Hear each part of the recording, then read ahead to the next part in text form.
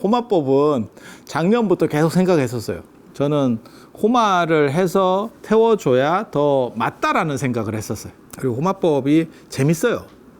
이렇게 보고 있으면 재밌어.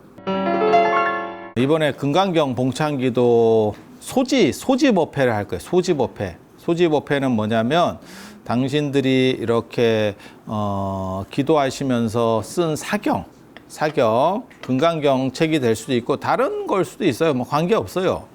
그렇게 해서 원래는 불에 태우면 그 불을 연기를 타고 기원이 올라간다라고 생각을 해요. 그쪽으로 전달된다. 그래서 예전에 예전이 아니고 지금도 그렇지.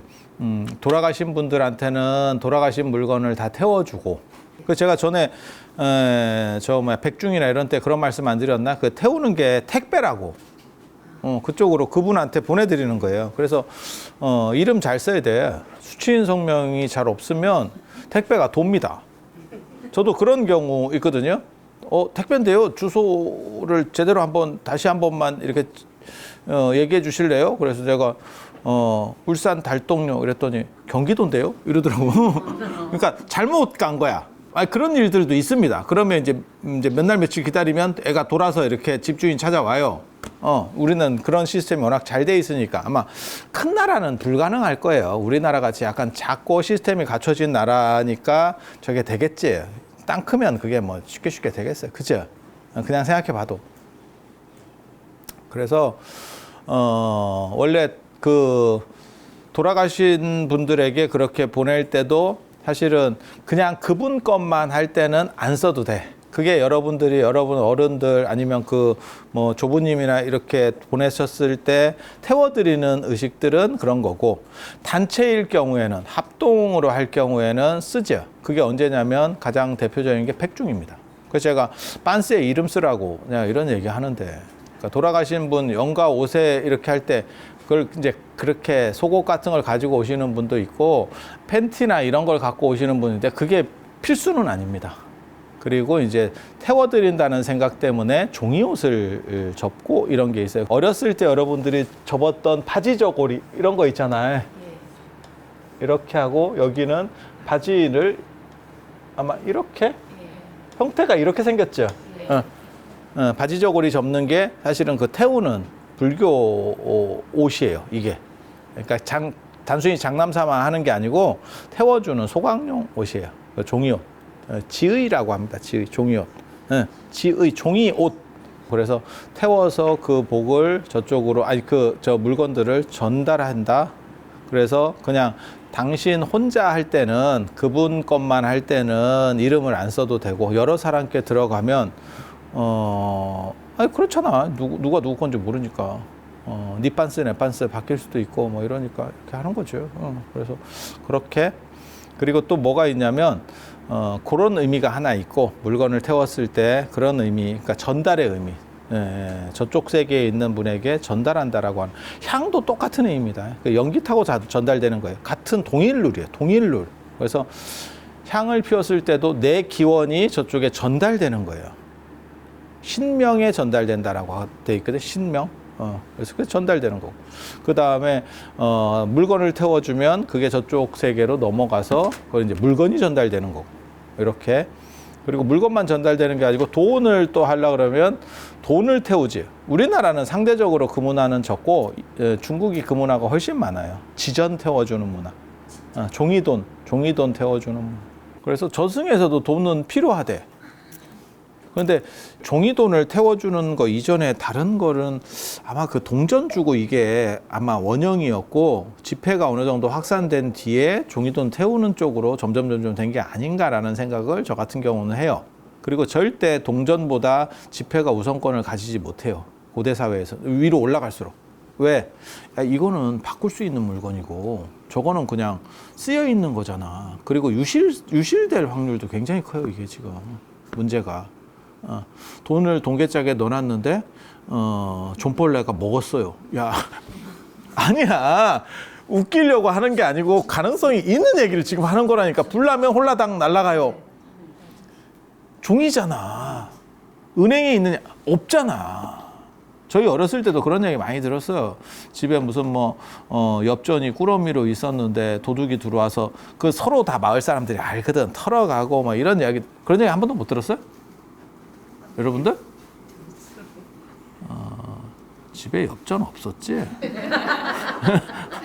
아니야, 진짜 그게 있는 이야기들이에요. 있는 이야기들.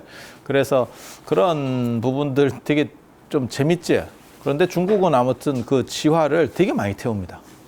그리고 우리나라에도 이제 조선 후기에 이르면 이제 어음, 종이돈 이런 것들이 이제 움직이기 시작하거든요. 경제가 좀 커지기 때문에. 그래서 지금도 이제 천도제 할 때 이런 거 하면 종이돈이 들어갑니다.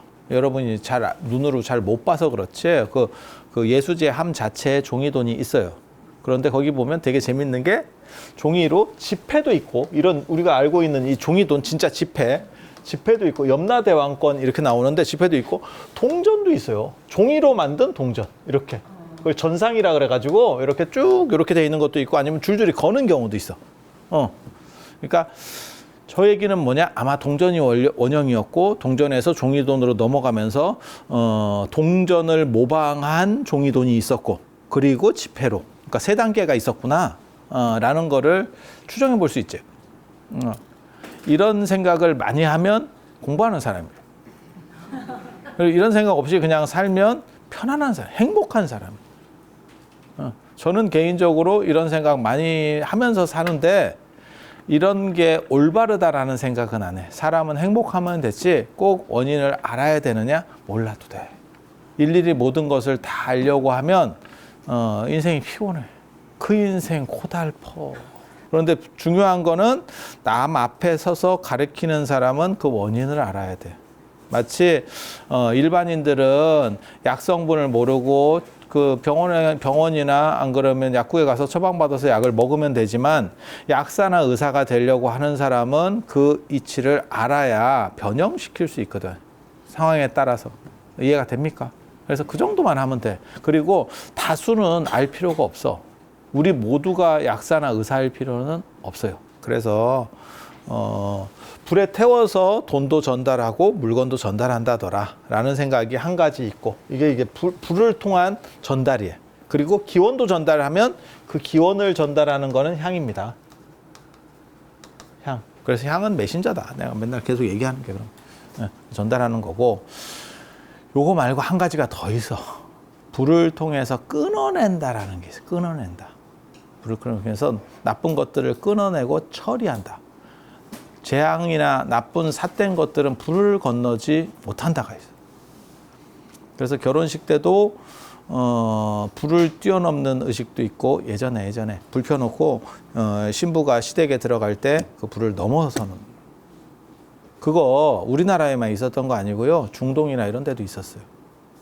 지금도 그걸 하는 집단이 있습니다.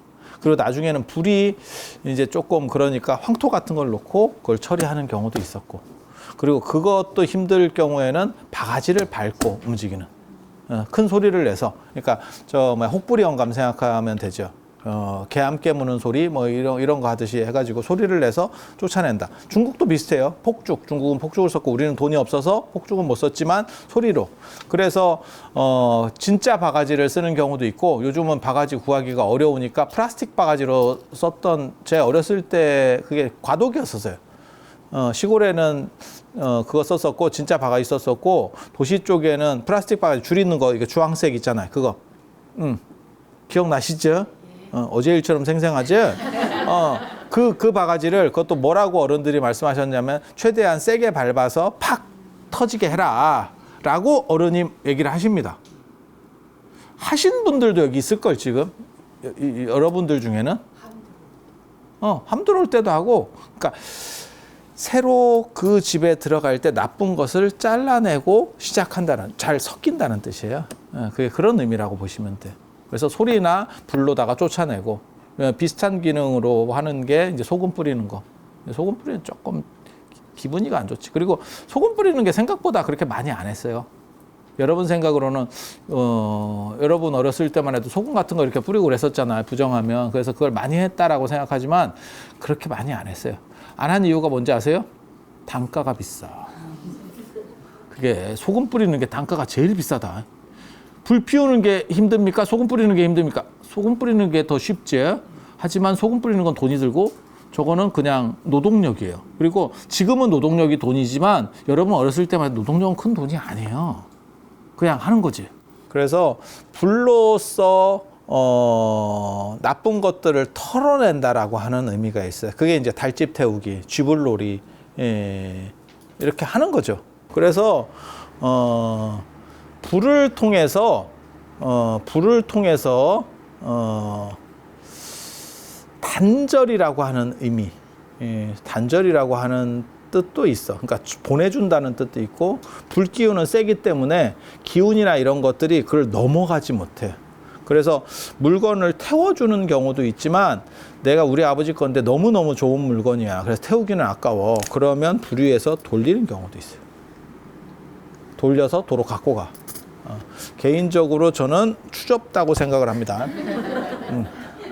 그거는 그러니까 부정은 털어내고 물건은 내가 하겠어라는 뜻이야. 태우면 그거는 아버지한테 드리는 거야. 근데 아버지 거는 소유권이 아버지이기 때문에 저 같은 경우는 태워야 된다고 생각하는 사람.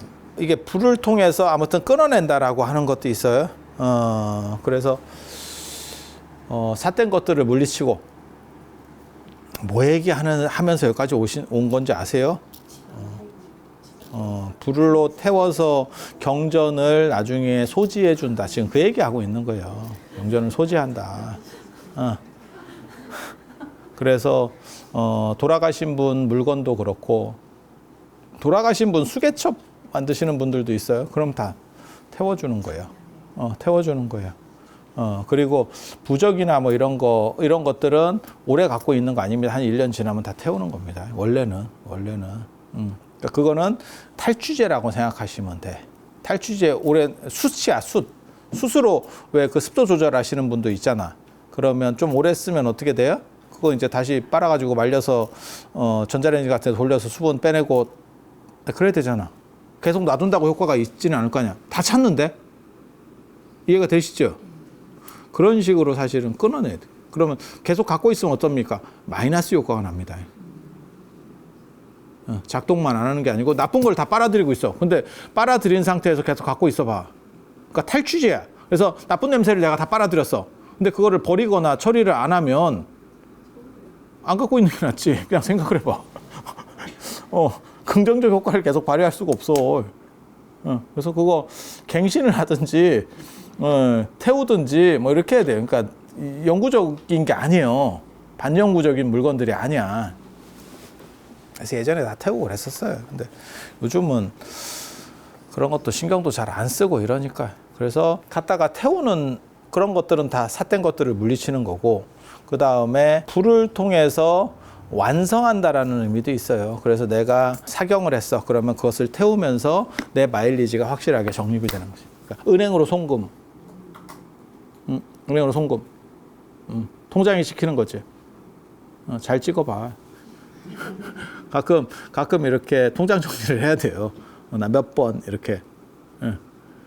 참고로 얘기하면 안 태우면 못 갖고 갑니다. 놔두고 가는 겁니다. 아니, 그들은 그렇게 생각했다니까. 진짜냐? 몰라, 나도. 계속해서 그렇게 생각했던 거야. 그렇게 생각했던 거예요. 그런 부분들이 있고, 이 불과 관련해서는 전 세계적으로 다 예전부터 뭔가 하는 이 룰들이 있어요. 그래서 인도에서도 있어요. 그게 리그베다 시대, 지금으로부터 3,000년 전, 그 리그베다가 3,500년 전이거든요. 그때부터 이렇게 해갖고 한 3,000년 전 문헌이 지금 남아 있어요. 뭐 어디까지가 3,000년 전 것이나 잘 모르겠어. 왜냐면 걔네 자꾸 구전 이런 거 진짜 불투명하거든. 그래서 뭐 그렇다 치고 그런 데부터 이렇게 보면 불의 제사라는 게 있어요. 불을 통해서 이렇게 의식을 하는. 그리고 그게 나중에 불교로 들어오는 게 호마법이에요. 호마법. 그래서 호마에는 4가지가 있다더라. 그러니까 불을 통해서 다른 세계로 전달이라는 개념이 있고, 나쁜 거를 단절한다라고 하는 의미가 있고, 그 다음에 좋은 일을 완성한다라는 의미도 있어요. 끝 땡땡땡 이렇게. 이해가 됩니까? 그리고 이게 중복돼서 우리 주변에서 쓰이고 있어. 이 작업들이. 소원지 같은 거 태우고 이건 완성의 의미예요. 완성이에요. 예. 그래서 경전 태우는 것도 그렇고. 그런 게 있고 호마법이라고 하는 게 있어요. 호마법. 승우 스님한테 내가 그 말 했는데 우리는 참 진짜 대단하다. 왜? 드라마로 얘기하면 우리는 쪽대본을 받고 행사를 한다. 1년치가 다 나와가지고 다음엔 뭐하고 다음엔 뭐하고 다음엔 뭐하고 이렇게 하는 게 아니고 아니야. 근데 호마법은 작년부터 계속 생각했었어요.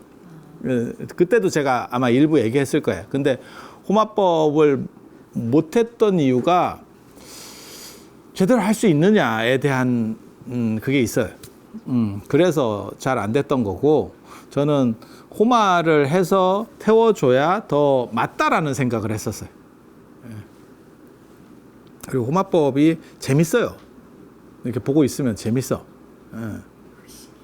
그래서 호마법이 4가지거든요. 4가지. 식재, 재앙을 물리치는 거예요. 식재, 재앙을 모든 나쁜 것들은 물리치는 거. 그 다음에 증익, 좋은 것들은 늘리는 거. 뻥튀기. 예, 좋은 것들은. 이게 어떻게 보면 한 세트. 그 다음에 경애. 경애는 화합하고 존중한다는 뜻. 예, 상대를 경애한다. 이렇게. 그러니까 존중하고 존중받고. 이렇게. 그 다음에 이제 조복, 항복 받는 거예요. 예, 조복, 항복 받는 거.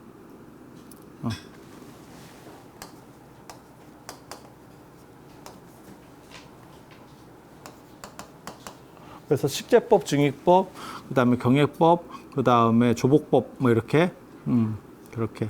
그래서 좋은 거는 다 하고 나쁜 거는 다 날리겠다라고 하는 거예요. 그래서 거기다가 금강경 당신들이 발언하시고 이렇게 그 두 종류거든요. 금강경이 아시다시피.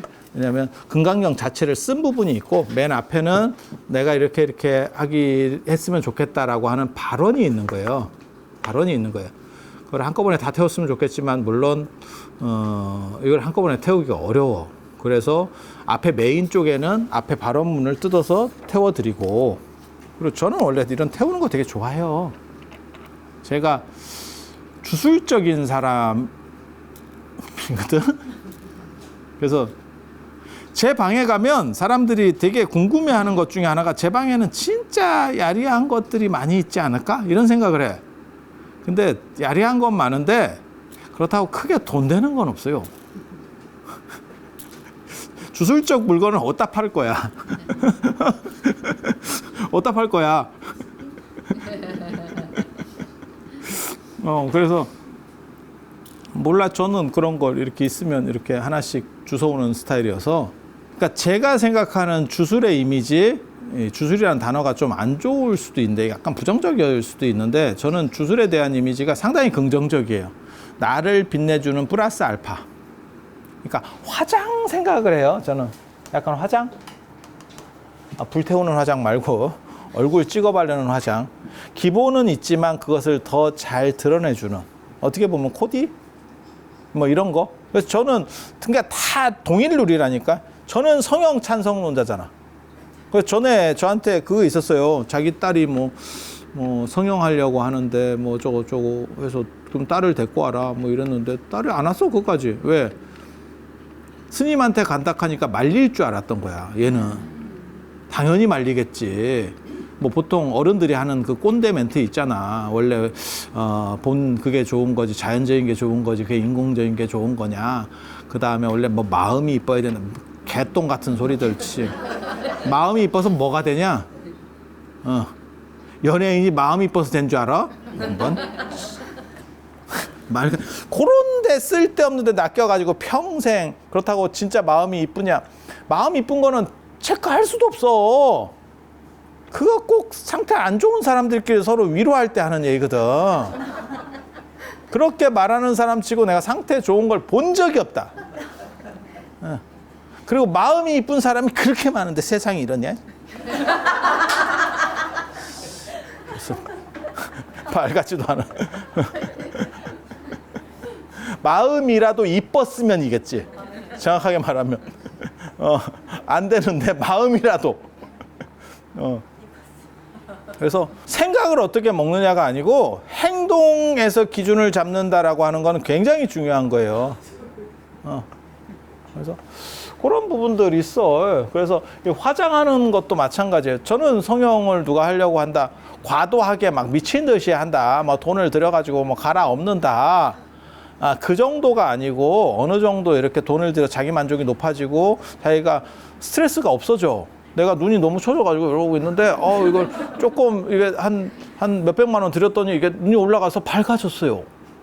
그리고 사람들도 눈도 커지고 괜찮대. 그러면 몇백만 원 들여서 야 가방 하나 사는 거보다 낫지. 이거는 몸에 부착용 가방이잖아. 이건 들고 다니는 가방이고 이거 24시간 가방인데. 아니 생각을 해봐. 예를 들어서 300짜리 똑같은 가방을 샀는데 이거 300, 이거 300이라고 쳐봐. 그러면 이 가방은 도대체 여러분이 며칠이나 쓰겠냐고. 그 가방 총 들고 다닌 시간을 계산하면 얼마나 쓰겠냐고. 시간만 다 압축해서 놓으면. 아니 그렇지 않을까? 아무리 좋은 거 있어도 지가 잘 때 끼고 자진 않겠지. 야 이거는 진짜 몇 년 이상 가는 거야. 이게 다시 쳐줘도 이렇게 또 이렇게 가잖아. 최소 몇 년은 가겠지. 그리고 24시간이잖아 이거 지금. 이게 낫지. 가방 300이고 이게 1000이라도 나는 이게 낫겠다. 이게 가치가 더 높은 거지. 그리고 사람이 만족감이 있으면 일단 뭐 대상이 어떻게 보는지는 몰라도 내 만족감, 자존감이 높으면요 사람이 행복도가 높아져요. 이름 바꾸는 것도 제가 얘기하거든요. 너무 스트레스 받는 이름이면 이름을 바꾸세요. 근데 꼭 이제 또 눈치 없는 데 가서 이름 바꿔가지고 바보짓 하고. 우리 같은 사람 딱 보면 이름 바꿨죠? 바로 나오잖아. 왜? 너무 젊은 이름으로 그 시대에 맞을 것 같은 정도에서의 세련된 이름으로 바꿔야 된다고. 환갑이 됐는데 다솜이. 진짜 웃기고 자빠졌네 진짜. 당신 이름 안 좋아서 바꿨죠? 이렇게 되는 거 아니야. 이름만 봐도 대충 나와요. 이게 시대를 반영한다니까. 그러니까 그 시대에서의 세련된 이름 정도를 해야 묻어가지. 그래서 그런 룰들이 다 있어. 근데 저는 예를 들어서 뭐 이름 바꾸고 뭐 이러는데 뭐 얼마나 들어? 야 몇십만 원 내고 떳떳해지는데. 제가 전에 얘기 드렸잖아요. 병원에 갔는데 그 간호사가 부를까봐 이 이름이 성하고 누구냐? 저 이렇게 쪽팔리니까. 그걸 왜 그렇게 살아? 그게 몇십만 원짜리 스트레스라고 생각하면 야, 그 스트레스를 계속 받아왔을 거 아니야. 그럼 몇십만 원 드리고 해소하는 게 낫지. 그리고 이거 한 번인데 딱 한 번만 귀찮으면 끝나는 건데. 네. 그래서 저는 그렇게 생각해요. 그러니까 주술이라고 하는 것도 그 주술이 인생을 바꾸는 안 된다니까. 왜? 화장을 열심히 한다고 원판이 바뀌냐? 안 바뀐다니까. 하지만 분명히 플러스 알파가 있지. 당신은 화장 안 해도 이뻐요. 하면 더 이뻐요.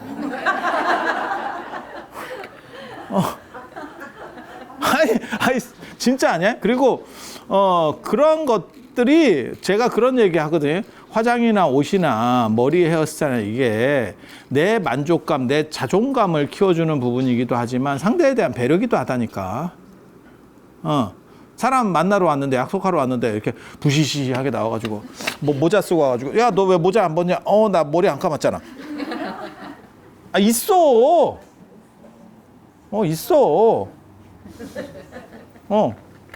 굳이 그렇게 할 필요는 없다라는 생각을 하거든요. 그래서 내 자신을 좀 더 행복으로 갈 수 있는 게 큰 돈 안 들이면 그게 주술이라고 생각하는 거예요. 그게 저는 현대적 주술이라고 하는 신주술이라고 하는 부분이거든요. 그래서 저는 그런 거 좋아하니까 그냥 큰 돈 안 드는 거 이렇게 사가지고 이렇게 쭉 이렇게 얼기설기 이렇게 만들어 놓고 있는 거죠. 나름대로.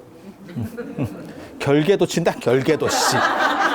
아니야, 진짜. 내가 그런 거 되게 좀 잘한다니까. 나쁜 것들 못 들어오게. 그런 거 있어.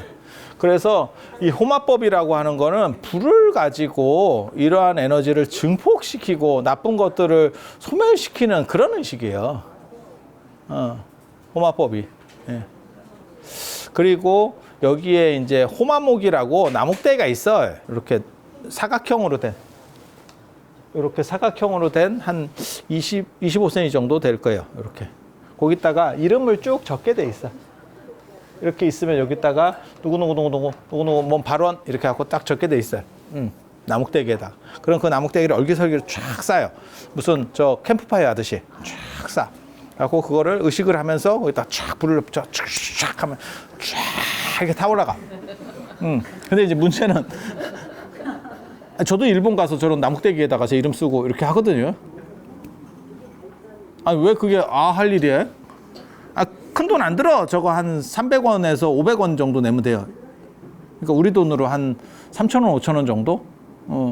그리고 그거를 하면 시간 맞추면 이게 사시기도 비슷한 게 일본 밀교 종파에서는 사시기도 같이 하거든. 그러면 내가 시간을 잘 맞춰가면 그때 그걸 볼 수도 있고 안 그러면 그냥 써놓고 놔두면 우리 초도 그런 거잖아. 초를 내가 하나 올렸는데 초가 앞에 사람 초가 거의 다 탔어. 그럼 내가 내 걸 갈아 낄 수도 있는 거고 안 그러면 그렇게 하면 욕 먹으니까 그냥 옆에 놔두면 그 사람 거 빠지면 이렇게 주잖아. 아니 그렇게 하잖아요. 그냥 순서로 이렇게 돌아가듯이. 그래서 그렇게 당장에 볼 수도 있고 안 그러면 안 되면 그 다음 날. 당신들이 이렇게 해가지고 해요. 안 그러면 매일 안 하는 데도 있어. 그러면 이제 무슨 우리식으로 말하면 초하루 보름 때 몰아서 법당 안에서 합니다. 원래 법당 안에서. 그래서 일본 저 진원종 절에 가면 법당이 시커멓 진짜. 여기서 불을 떼는데 향이 아니고 불을 떼는데 그 시커멓지 진짜. 그래서 그 호마목에다가 이렇게 쓰면 그렇게 하는 거예요. 그래서 그 불을 가지고 소지까지 하려고 그 처음부터 내가 그런 생각을 했어. 처음부터. 근데 그게 이제 조금 단점이 한국 불교나 이런 데서는 그런 의식들이 끊어졌어요. 조선을 거치면서 그런 의식들 우리나라에 있었습니다. 끊어졌어. 그러니까 돈 많이 들고 좀 이렇게 하는 것들은 사실은 다 끊어졌어요. 조선시대 때. 차 올리는 것도 끊어졌어. 그래서 아금청정수 변이감로다야. 내가 지금 맑은 물을 올리니까 변이감로다. 감로의 차로 변했으면 좋겠습니다. 물 떠놓고 이게 뭐 하는 짓이요. 그러니까 차 올릴 정도 경제력도 안 되니까 맹물을 해놓고 치성 들이고 있는 거예요. 지금 이게. 예. 그런 상황에서 무슨 제대로 된 의식들이 남아나겠어요. 다 없어지는 거예요. 다 없어지는 거예요. 일본은 왜 그런 게 남습니까? 일본은 불교가 계속 살아있었잖아. 무너지지 않았잖아. 우리는 한번 골로 갔던 거고. 그래서 그런 의식들이 이제 다 끊어지게 되는 거고. 지금 제일 잘 남은 데가 오히려 일본이에요. 중국도 여러 가지 변화들을 거쳤고. 그래서 일본 쪽 거를 또 접선을 좀 했는데 두 가지 문제가 벌어지죠. 일본 스님이 와서 하는 것이 타당하냐? 또 우리가 그냥 불교만 놓고 보면 일본 쪽은 계속 전통을 내려왔으니까 그거 타당한 것 같긴 한데 한국 사람들의 특징은 또 반일 감정이 있거든. 그래서 일본 스님이 뭘 한다 그러면 그거는 또 좀 이게 정상입니다. 아니 그게 뭐 한국 사람이 나빠서가 아니고 그게 한국 사람한테 좀 있잖아. 그래서 종교냐 국가냐의 문제거든 이게 지금. 굳이 그렇게까지 할 건 아니다. 그리고 일본 스님들의 또 특징이 뭐냐면 자꾸 FM이라고 해요.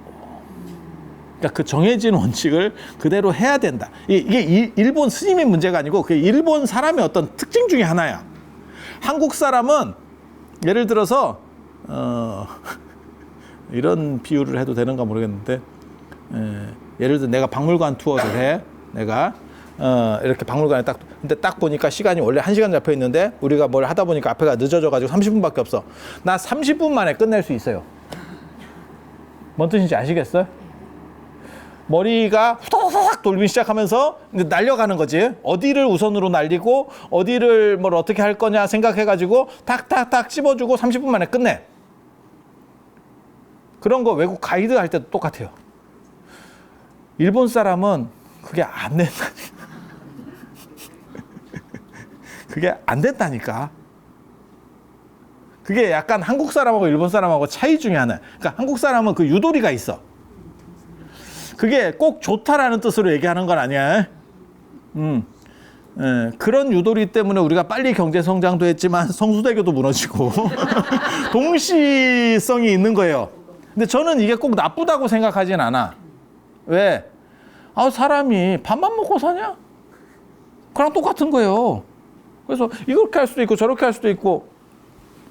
그래서 일본 쪽에 의식이 좀 길어. 근데 그게 제 판단이 안 틀리면 접촉해 봐도 시간을 줄여주지 않을 거야. 참고로 말씀드리면 한국이 불교의식도 많이 줄어들었어요. 시간이 엄청 단축된 거예요. 저희 어렸을 때만 하더라도 49제 좀 크게 하면 밥 먹고 했어. 점심 먹고. 그죠, 스님? 근데 지금은 그렇게 하면 사람이 쥐나. 이게 무슨 고문당하는 것도 아니고 서로 힘든 거지. 듣는 사람도 힘들고 하는 사람도 힘들고 그리고 특징이 또 아무도 못 알아듣죠. 야, 못 알아듣는 거를 아침부터 시작해서 아침 9시 시작해서 낮 2시나 3시에 끝내면 야, 그게 극기 훈련이지 뭐야.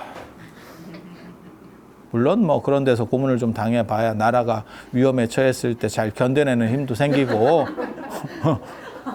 그럴 수는 있어. 근데 그게 왜 그런 걸 경험해 봐야 되지? 난 사실 까놓고 얘기해서 그거예요. 예전에 제가 목정 선생님한테 제가 부당한 일을 당하고 목정 선생님이 위로해 주시길래 제가 그 말 난 아직도 기억을 해요. 젊어서 고생은 사서 한다고 뭐 그렇게 생각하겠습니다. 그랬더니 그런 고생은 안 사도 됩니다. 그러니까 세상에는 사서 해서 도움이 되는 고생이 있고 불필요한 것도 있어요. 굳이 그런 걸 보고 뭐라 그러냐면 쓸데없는 개고생. 그래서 딱 그렇게 되는 거죠. 딱 그렇게 되는 거죠. 사시나 예불도 지금 되게 짧아진 거예요. 여러분 몰라서 그래. 아유, 내가 처음 절에 그 모모 사찰에 살 때는 예불을 되게 길게 해요. 질정례 아니고 향수회례 사성례라고 하는 걸 하는데 향수회례도 그나마 짧은 거예요. 월정사는 그 통화를 할 때, 그러니까 세배할 때 하는데 제가 교무고 그리고 저는 약간 먹물과니까 처음에 가니까 설날 합동으로 그 예불을 하는데 한 108배를 하는 것 같아. 아유, 뭔 놈의 절이 이렇게 많은가 싶어.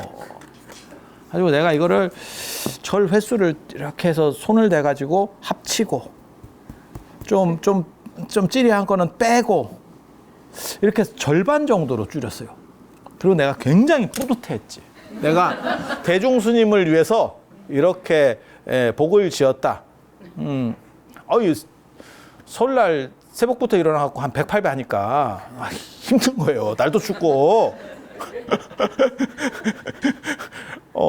무슨 전에 3배 하면서 3번. 누구 전에 3배 하면서 3번. 와, 더 놀라운 건 내가 그걸 그렇게 한 절반 정도로 줄였는데 아무도 눈치를 못 채.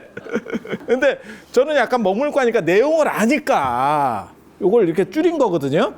와, 나 최근에 들어가지고 진짜 놀랬잖아. 원래 3번 절하는 걸 한 번으로 그냥 줄여버렸어.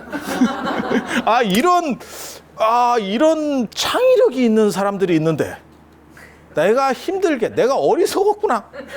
굳이 조문을 바꿀 필요가 없고 3번 해야 되는 걸 한 번으로. 사시도 마찬가지예요. 원래 유치청사 할 때 3번이에요. 선진 3청이에요. 선진 3청. 책에도 그렇게 나와 있어요. 예, 책에도 그렇게 나와 있어요. 근데 선진 단청 1번, 호단자 선진 간청 이렇게 하는 사람도 있어. 간청, 간절하게 한 번만. 아니 맞잖아요, 스님. 내 말이 다 맞잖아. 책에 보면 삼청이에요. 근데 그거는 좀 됐어. 한 30년 전쯤에 그게 줄은 것 같아요. 그래서 이게 사람 마음은 다 똑같구나. 그런데 절을 3번 하는 걸 1번으로 줄였는데 아무도 얘기를 안 해. 그러니까 다들 좀 힘들었던 거지. 말을 안 하고 있었는데 다들 무릎이 아팠던. 이게 쉽지 않았던 거야. 그래서 참 재밌어, 그런 거 보면. 그래서 몰라, 이게 저는 그 생각을 언제나 하거든요. 제가 그런 거를 바꿀 때도 복구할 수 있게는 해놔. 그래서 자료를 남겨놓고 변형을 시켜요. 그래야 나중에 여차하면, 저는 그런 거를 문화재로, 무형문화재로 넣어야 된다고 생각하는 사람이거든요. 그러니까 설날 세배 의례 굉장히 재밌는 거예요. 왜냐면 지금 거의 다 축소됐잖아요. 그리고 여러분 그냥 세배만 하고 지금 집에서 뭐 의례라는 게 없잖아. 근데 그때 하는 게 향수의 의례인데, 사성예는 진짜 재밌습니다. 난 사성예 할 때 되게 재밌었거든. 한참 예불 하다가 중간에 정근을 하면서 법당을 돌아요. 그래서 이게 뭔가 처음엔 이랬는데, 지금 중국 가서 예불 참석을 하면 중국 사람들이 그렇게 해요. 순당이라 그래가지고 돌아요. 그래서 중국 예불 들어가 보면, 저 같은 경우는 제가 중국의 성지순례나 이런 데 가면 큰절 예불 같은 경우를 있으면 꼭 들어가려고 하거든요. 그러면 신도분들도 되게 좋아합니다. 잘 못 알아들어도 북치고 막 이렇게 예불 하거든요. 그러면 만족도가 되게 높아요. 그러니까 거기 중국에는 스님들도 많고 이러니까 많은 스님들이 이렇게 예불문을 이렇게 쫙 읽고 북치고 막 이렇게 하면 대충 뭐 이런 거 하는갑다. 그러니까 절에 다니는 사람은 정확하게 뜻은 몰라도 정확하게 알아듣는 건 반야신경. 이거 반야신경인갑다. 이건 알아들어. 의미 있으니까. 딱 들어보면 알아. 이거 반야신경. 반야신경이 딱 나오면 이제 들어가면 되겠다. 이제 끝났다. 반야신경은 행복입니다. 생각보다 길어요, 보통. 그 예불 시간이 우리처럼 이렇게 짧은 게 아니고 생각보다 길어. 1시간 반, 뭐 길면 뭐 2시간 가까이도 되고 이렇게 해요. 근데 사람들이 다 좋아해. 저도 참석해 보면 좋아.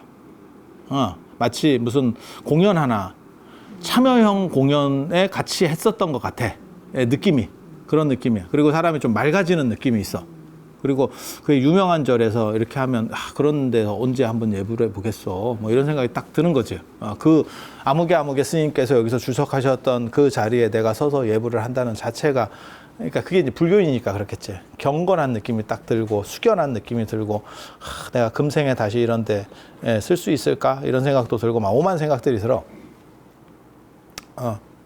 그런데 그런 예불 이렇게 딱 하면 거기서도 이렇게 돌아요. 중간에 법당도 돌고, 그러니까 한참 예불하다가 이렇게 나가지 밖으로. 쭉 해서 돌고 다시 들어가고. 그렇게. 그래서 예전에 우리도 돌았기 때문에 제가 그 얘기 했잖아요. 큰 절들 가보면, 오래된 절들 가보면 부처님 뒤쪽으로 공간이 있는 게 도는 거예요. 돌 때. 그리고 예전에는 어른 앞으로 안 다녀. 그러니까 이쪽에서 이쪽으로 건너가려면 돌아가야 돼. 우리도 어렸을 때 그렇게 배웠어요. 어른 앞으로 다니는 거 아니고 뒤로 이렇게 가라. 이렇게. 그래서 그 공간들이 있는 거예요. 근데 지금은 그런 의식들을 안 하니까 거기 막 방석 있고 못 가. 지금 글로 돌아가려고 그러면 바닥도 지저분하고 양말 다 베려. 그래서 이 호마가 조금만 잘 되면 개인적으로는 이 호마 의식을 계속 이용해서 소지하는 거를 할 생각을 하고 있어요. 그게 어떻게 보면 여러분들은 조금 접하기 힘든, 근데 한국에도 호마 하시는 분들이 몇 분 있어요. 그래서 뭐 그렇게 처리를 잘해서 해보려는 생각을 이번에 또 급작스럽게 이번부터다.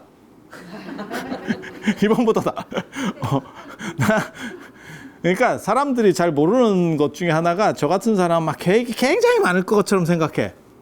실제로 안 그래요. 제가 약간 예술가적인 기질이 있거든요. 즉흥적이에요. 즉흥적이야.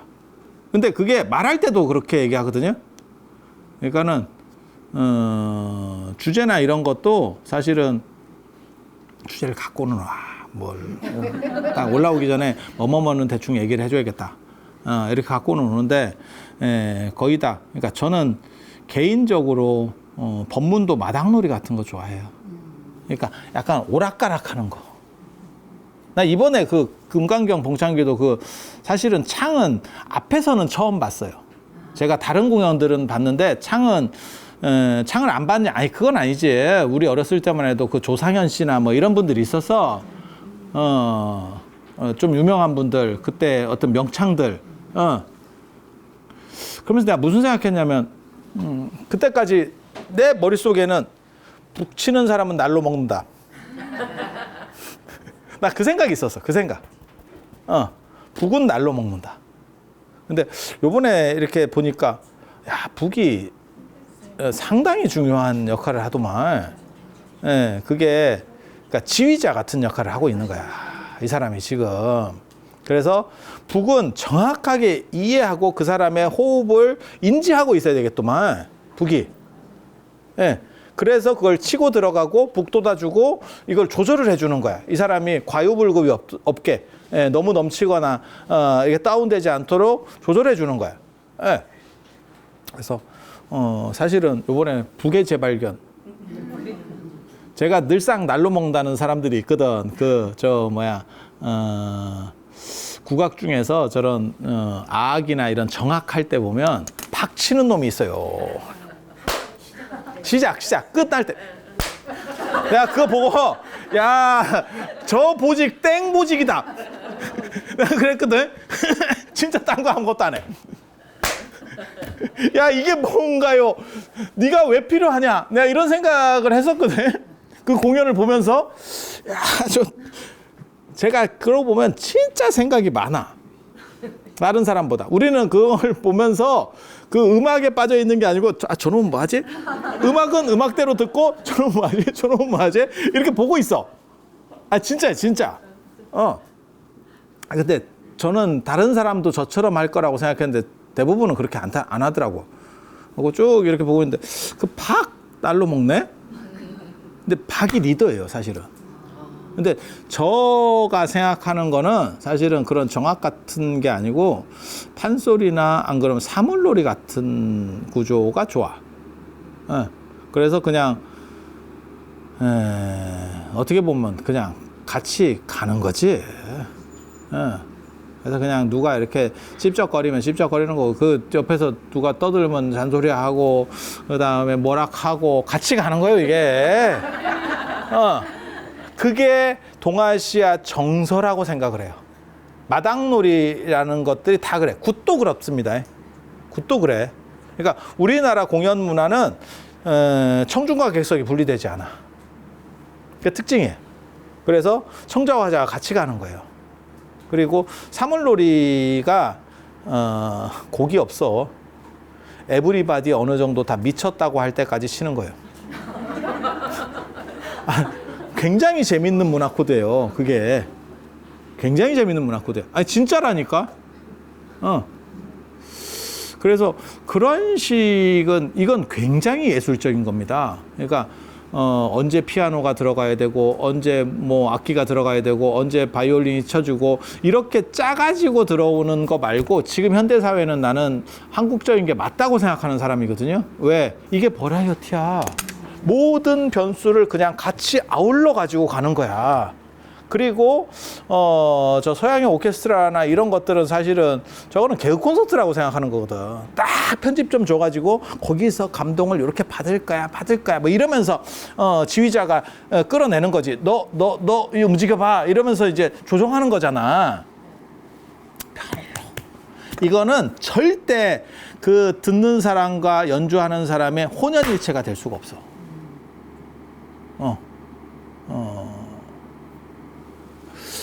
무라가 상망이 돼야 최고 경지요.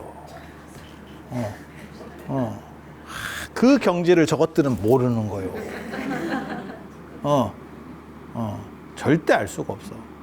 그래서 월정사 제가 쓰는 데 위에 거기가 예전에 탄원호 스님께서 화엄경을 강의하셨던 데 거기 참 팻말이 기가 막힌 거예요. 설청구민, 설하는 사람과 듣는 사람이 모두 다 없었다. 모두 다 없었다. 그 없어졌다라고 하는 얘기는 뭐냐면 다 일체가 돼서 마음 대 마음으로 다 전화돼요. 그런 경지를 저것들이 알까? 저 서양 놈들이 나는 생각한다, 고로 존재한다, 이런 식으로 생각하는, 자신을 약간 타자화시켜서 보려고 하는 사람들이 이러한 즉자적인 예술적 경지를 알 수 있느냐, 이 혼연의 경지를 알 수 있느냐, 사실은 이거는 굉장히 재밌는 거예요. 그리고 이 혼연의 경지를 최대한 끌어올리는 게 사실은 선이에요. 그래서 이심전심, 내 마음 알지? 이렇게 가는 거예요. 알긴 개뿔이 알아. 말을 해야 알지, 씨. 표현해 주세요. 사랑한다면 표현해 주세요. 그 광고 문구에도 있었는데, 서구식이에요. 그게 서구식이에요. 그리고 우리는 사랑한다면 입 닫으세요. 그게 뭐냐면 약간 츤데레 같이 되는 거지. 츤데레 같이. 그 문화 코드가 다릅니다. 문화 코드가 다릅니다. 그래서 저는 사실은 동아시아적인 사유를 높게 보기 때문에, 물론 문화라고 하는 것은 다 대등관계에서 서로 다른 의미 있을 뿐이에요. 하지만 제가 언제나 하고 싶은 게 있어. 궁극적으로 하고 싶은 거. 나는 동아시아의 정신문화를 서구에 소개해서 서양인들을 한번 눌러주고 싶어. 그게 제 궁극적 발언이에요. 우리는 너네랑 달라. 수준이 달라. 맘먹으려고 하지 마. 이 얘기를 한번 해주고 싶어. 왜? 저들이 물질 문명을 구축하면서 동아시아 사람들 굉장히 쩌리로 봅니다. 동아시아 사람들은 마치 유럽이나 미국 사람들이 이런 유색인종들을 자기네하고 평등하게 대우한다고 생각하면 그건 진짜 기본도 모르는 소리예요. 일본도 먹힌 거야. 그래서 일본 사람들도 일본 만화나 이런 거 봐봐. 그러면 전부 금발이나 이런 애로 나와. 눈깔 크고. 동아시아 사람으로 안 나와. 우리 걸 가지고 승부해서 너네보다 훨씬 나은 게 있어. 사람은 밥만 먹고 사는 게 아니야. 진정한 정신적 가치는 바로 이 안에 있는 거야. 이 얘기를 했을 때 저것들이 우리를 진짜 다시 볼 거라고 생각을 해요. 그래서 저는 우리 가치가 더 높다라고 봐요. 높다라고 봐.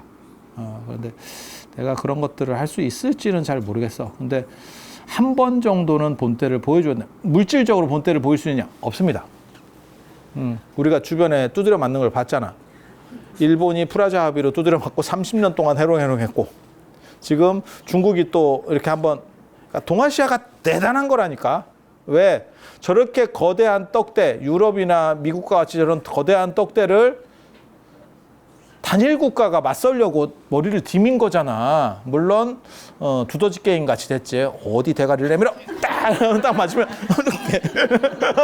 이렇게 되긴 했는데, 야, 얼마나 대단해. 왜냐면 유럽은 한번 맘먹어 본 나라도 없다. 독일 무너지면 저 아무도 없어.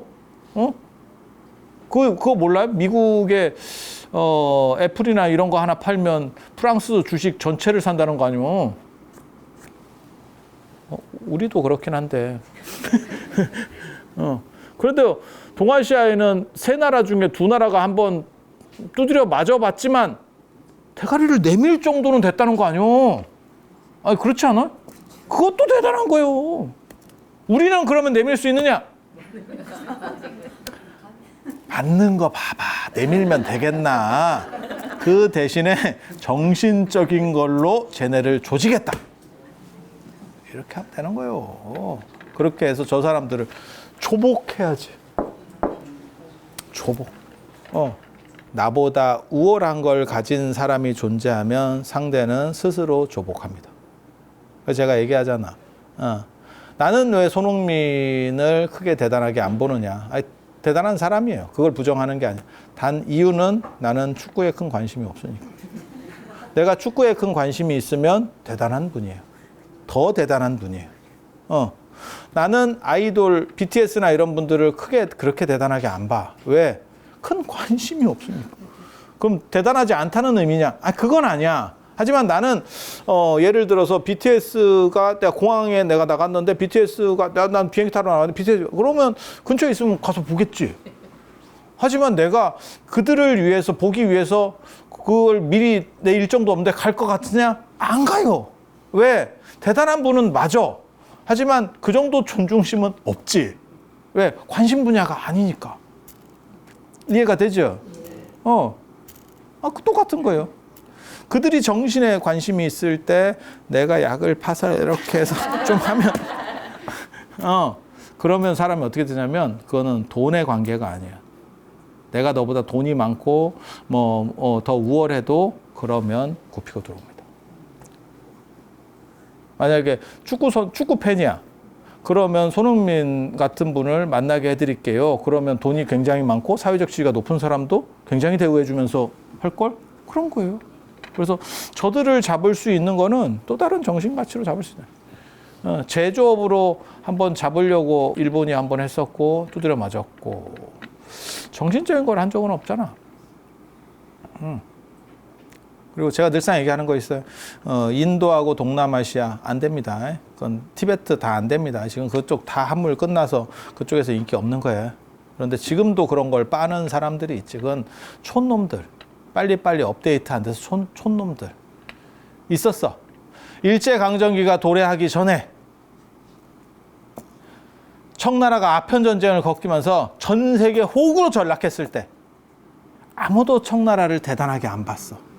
단 개쩌리 국가가 하나 있었어. 그 나라는 청나라를 엄청나게 대단하게 봤어. 그게 조선이에요. 왜? 지정신이 아니기 때문에. 전혀 상황을 모르는 거야. 국제 정세를 전혀 이거는 청나라 전체가 3,000명한테 깨졌는데 아편전쟁 3,000명한테 깨졌는데 그러면 개호구라는 뜻이거든. 조선만 끝까지 충성했습니다. 지금 한국에도 그런 사람들이 있어.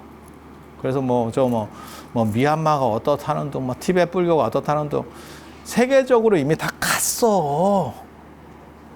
가고 있고. 왜? 그쪽에 그들이 답이 있다라고 생각했으면 유럽이나 미국 쪽에서 더 떡상하겠지, 주가가.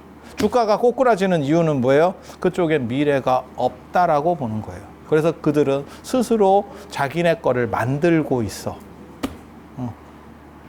그러니까 조금 들떨어진 사람들이 그런 행동들을 해. 좀 안타깝지.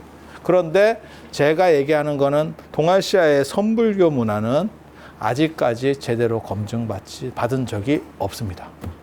그래서 이거는 긁지 않은 복권과 똑같다. 그리고 우리는 이걸 수백 년 동안 해온 거예요. 지금 우리나라 선불교 같은 경우도 고려 말에 자리가 잡힌 게 지금 한 700년, 800년 전통이거든요. 한 번은 해볼 만해. 한 번은 어필 해볼 만해.